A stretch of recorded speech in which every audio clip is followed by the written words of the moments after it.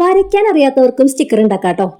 ഇത് എന്റെ മക്കളുടെ സ്കൂളിലെ ആനുവൽ ഡേയുടെ ഒരു ഇൻവിറ്റേഷൻ ലെറ്റർ ആണ്. അതിൽ നല്ല ഫ്ലവർ കണ്ടപ്പോൾ ഞാൻ എടുത്തു വെച്ചതാണേ. ഇനി ഇതുപോലെ ഓരോ സാധനങ്ങൾ വാങ്ങുമ്പോൾ അതുപോലെ സോപ്പിന്റെ കവറിൽ റോസപ്പൂ ഉണ്ട്, പിന്നെ ബുക്കിലൊക്കെ ആയിട്ടുള്ള പടങ്ങള്. ഈ റോസ് ഞാൻ ഉണ്ടാക്കുന്നുണ്ട്, ഈ ഒരു ഫ്ലവർ ഉണ്ടാക്കുന്നുണ്ട്. ഇതിലെ കണ്ടീഷണർ തീർന്നിട്ടില്ല, അതുകൊണ്ട് ഞാൻ ഈ പടം എടുക്കുന്നില്ല. അപ്പൊ ഇതുപോലെ കിട്ടുന്ന പടങ്ങളൊക്കെ എടുത്തു വെക്കുക. അപ്പൊ നമുക്ക് സ്റ്റിക്കർ ഉണ്ടാക്കാട്ടോ. ആദ്യം നമ്മുടെ ചിത്രം നല്ല ഭംഗിയിൽ ഇതുപോലെ വെട്ടിയെടുക്കാം. പിന്നെ ഇതുപോലെ ചെറിയൊരു കാർബോണിന്റെ പീസ് എടുക്കുക. പിന്നെ നമുക്ക് ആവശ്യം ഇതുപോലത്തെ സെല്ലോ ടേപ്പ് ആട്ടോ. ഇങ്ങനെ ചെറുതായാലും കുഴപ്പമില്ല. അതിലേക്ക് നമ്മൾ സെല്ലോ ടേപ്പ് ഇതുപോലെ ഇങ്ങനെ ഒട്ടിച്ചെടുക്കുകയാണ് കേട്ടോ. കാർഡ്ബോർഡ് പീസായിട്ട് നമ്മുടെ ബുക്കിന്റെ ചൊട്ടില്ലേ, അതായാലും എടുത്താൽ മതി. അതിൽ വെള്ള പേപ്പർ ഒട്ടിച്ചിട്ടെടുക്കുക. അങ്ങനെ ഇതിലേക്ക് സെല്ലോ ടേപ്പ് ഫുള്ളായിട്ട് ഒട്ടിച്ചെടുക്കുക കേട്ടോ.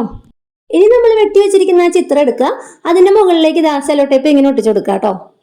എന്നിട്ട് അത് മെല്ലെ ഒളിച്ചെടുത്തിട്ട് അതിന്റെ സൈഡൊക്കെ ഒന്ന് പതുക്കെ വെട്ടിക്കൊടുക്കുക കേട്ടോ. അത് ചേർത്ത് വെട്ടരുത്, കുറച്ച് സെല്ലോ ടേപ്പ് അതിന്റെ സൈഡിലൊക്കെ ഇങ്ങനെ നിൽക്കണം.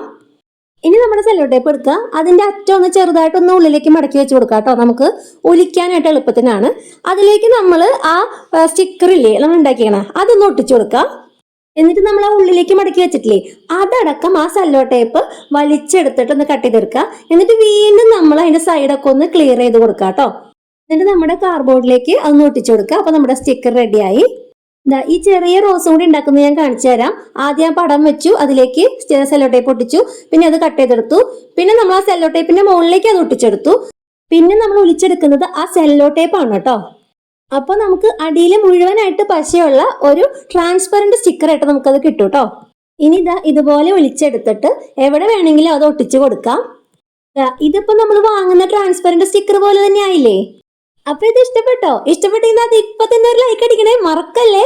പിന്നെ സബ്സ്ക്രൈബ് ചെയ്യാത്ത കൂട്ടുകാർ വേഗം തന്നെ സബ്സ്ക്രൈബ് ചെയ്യണേ. പിന്നെ ക്രാഫ്റ്റ് ഇഷ്ടപ്പെടുന്നവർക്ക് അതുപോലെ സ്റ്റിക്കറൊക്കെ വേണമെന്ന് തോന്നുന്നവർക്ക് ഒന്ന് അയച്ചു കൊടുക്കണേ. പിന്നെ ശിവനന്ദക്കുട്ടി പറഞ്ഞിട്ടാണ് കേട്ടോ ഞാൻ ഈ വീഡിയോ എടുത്തിടുന്നത്. പിന്നെ കമന്റ് ചെയ്യാൻ മറക്കരുത് കേട്ടോ. അപ്പൊ അടുത്തൊരു വീഡിയോയിൽ കാണാം. ബൈ.